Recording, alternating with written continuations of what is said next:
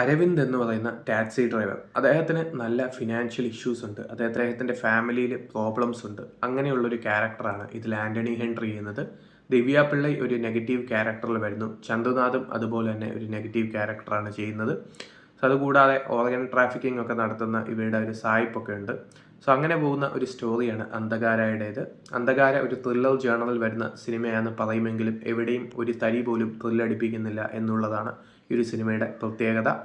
പിന്നെ പറയുകയാണെങ്കിൽ performance wise ദിവ്യ പിള്ളയുടെ നെഗറ്റീവ് ക്യാരക്ടർ ആ ഒരു എക്സ്പ്രഷൻസ് ഒക്കെ ഇടുന്നത് കണ്ട വളരെ ഫണ്ണി ആയിട്ട് തോന്നും.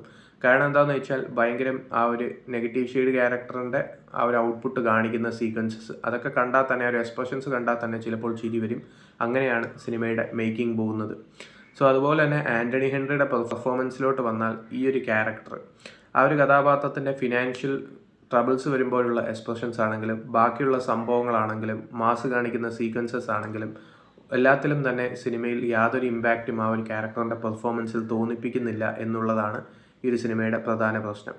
സോ പിന്നെ പറയുകയാണെങ്കിൽ ഈ ഒരു മൂവി ഡയറക്റ്റ് ചെയ്തിരിക്കുന്നത് ആരാണെന്ന് അറിഞ്ഞപ്പോൾ ഒന്ന് ഞെട്ടി. കാരണം ഇതൊരു ത്രില്ലർ എലമെൻസ് ഉള്ള മൂവിയാണെങ്കിലും ഞെട്ടാനുള്ള സംഭവങ്ങളൊന്നുമില്ല.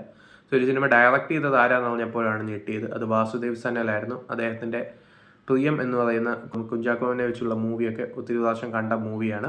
അതല്ലാതെ ഗോഡ്സ് ഓൺ കൺട്രി എന്ന് പറയുന്ന മൂവിയും അദ്ദേഹം ചെയ്തിട്ടുണ്ട്. പക്ഷേ ഈ ഒരു മൂവി അദ്ദേഹത്തെ സംബന്ധിച്ച് ആ ഒരു ലെവൽ മേക്കിങ്ങോ ഡയറക്ഷനോ അങ്ങനെയുള്ള സംഭവങ്ങളോ ഒന്നും തന്നെ തോന്നിയില്ല എന്നുള്ളതാണ് സത്യം.